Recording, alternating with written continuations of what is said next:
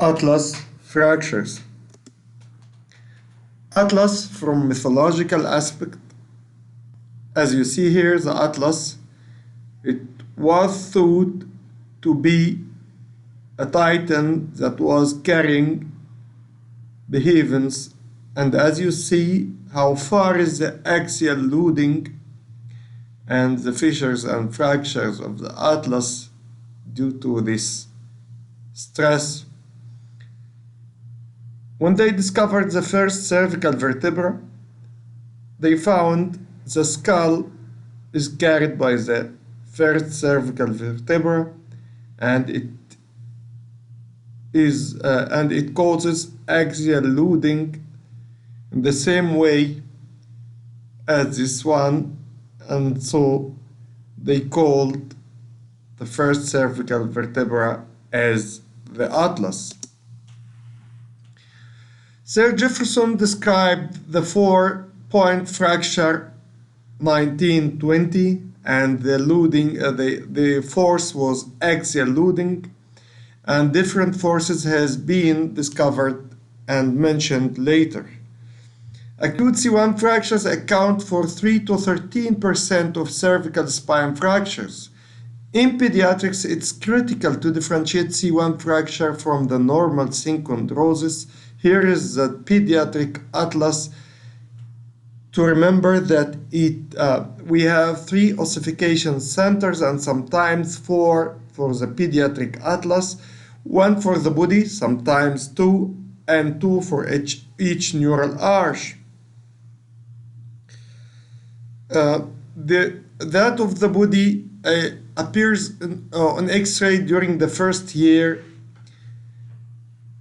and those for each neural arch appear bilaterally 7th fetal week.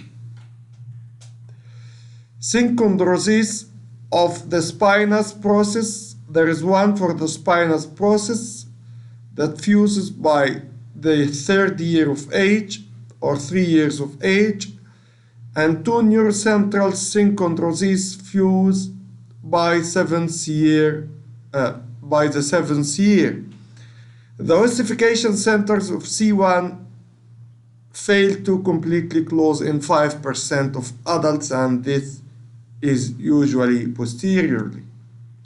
Here is the pediatric C1, the body with central with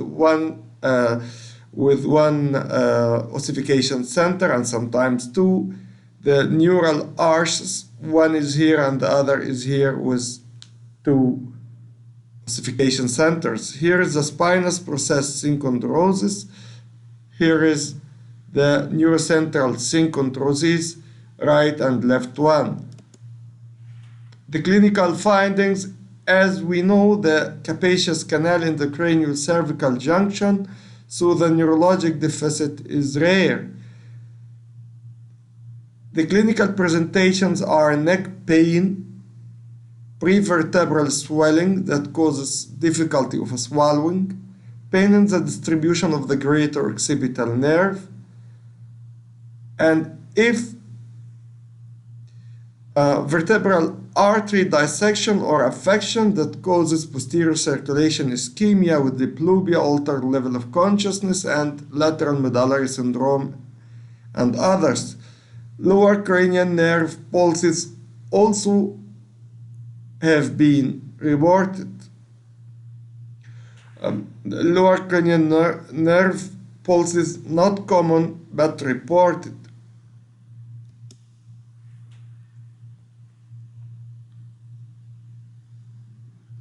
Radiology and stability. Thin-cut slices. Thin-cut high-resolution CT is a diagnostic test of choice, and it's critical to be done from C1 to C3 to check if there is affection of C2. MRI is the test of choice to check the transverse ligament, and it is direct assessment to the ligament, which is very important and mandatory in management and classification. Integrity of the transverse ligament is the most important determinant of stability and accordingly of management. Assessing the integrity of the transverse ligament may be direct or may be indirect or direct, and CT also is important to demonstrate the bony attachment of the transverse atlantal ligament. The indirect assessment can be through the rule of Spence or the atlantodental interval, which can be seen in AP and lateral cervical spine X-rays respectively.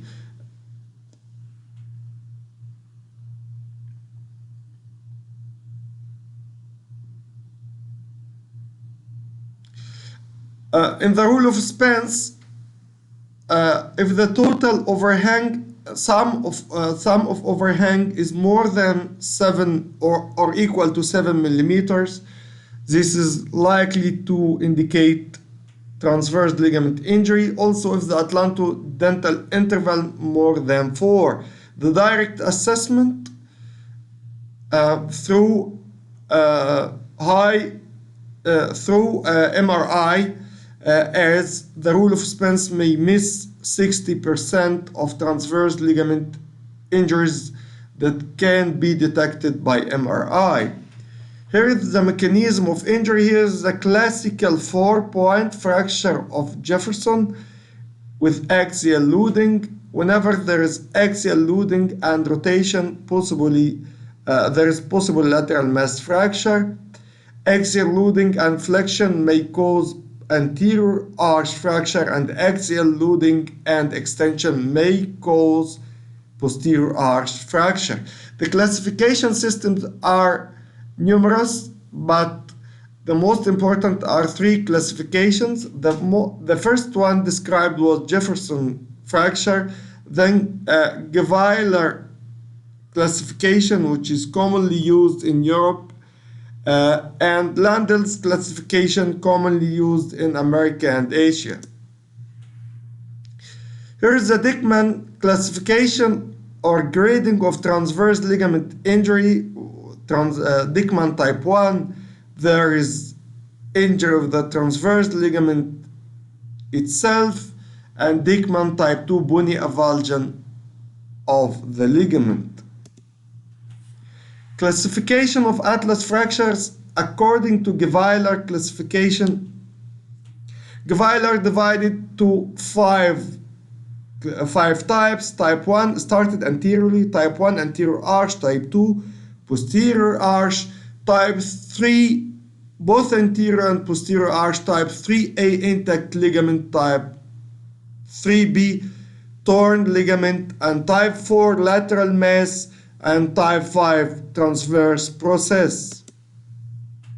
Landel's classification and Jefferson are intimately related. However, the Landel's classification is wider classification, as Landel's type 1 includes type 1 and 2 Jefferson.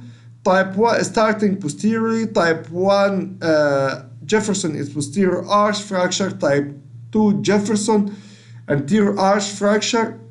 Both are Landel's type 1. Type 3 Jefferson is the type 2 Landel's, and it is combined anterior and posterior arches fracture.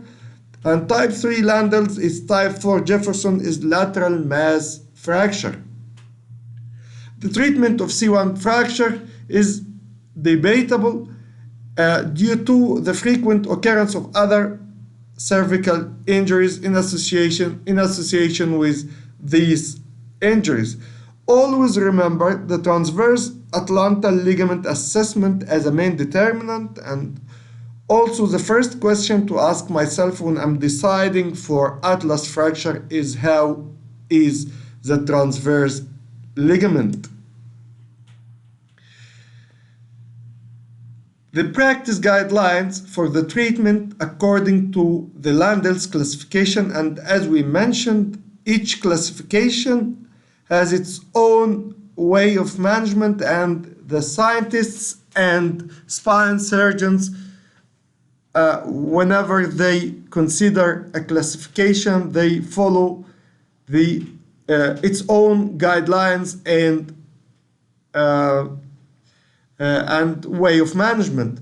This way of management related to Landel's classification with level 3 evidence. As we mentioned, the management of C1 fractures is debatable.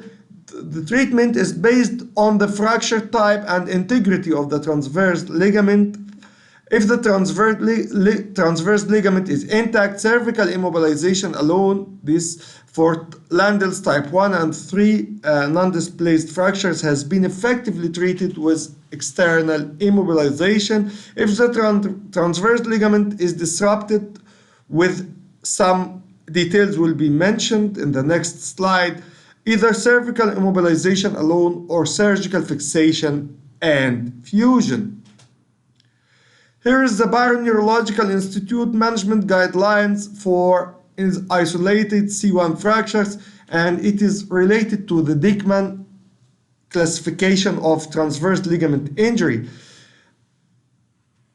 Evaluation: unless contraindicated, all patients with cervical spine injury and possible C1 fracture should undergo MRI and CT to assess the transverse ligament. Dickman type 1, when there is Dickman type 1 transverse ligament disruption, when there is pure ligamentous injury, surgical fusion is indicated. The following may be treated with immobilization for 3 months, after which flexion, extension, X-ray, cervical spine are obtained and the surgical fusion is performed if unstable.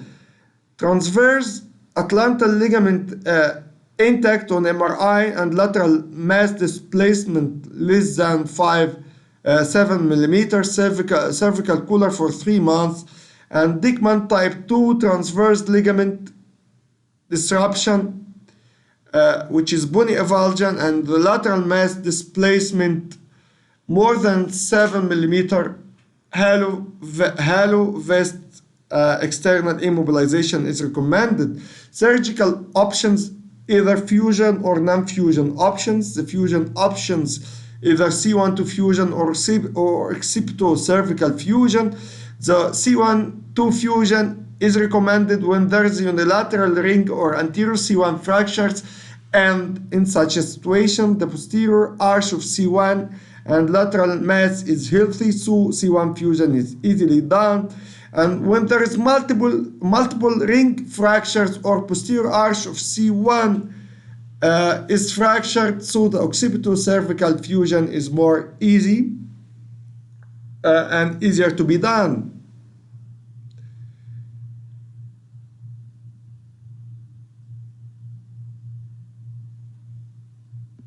Surgical options that do not involve arthrodesis are either posterior C1 screw placement or anterior transoral screw or plate placement. Here is a sample for the anterior transoral fixation of C1.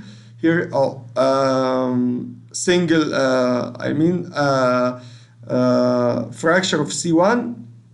And also here is the posterior approach to C1 fixation by screws. Here is combined anterior and posterior fixation.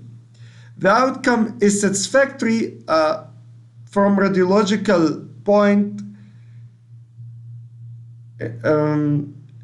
However, 20 to 40% of patients have neck pain after rigid immobilization, and the late complications may include basilar invagination as a result of telescoping of the odontoid process.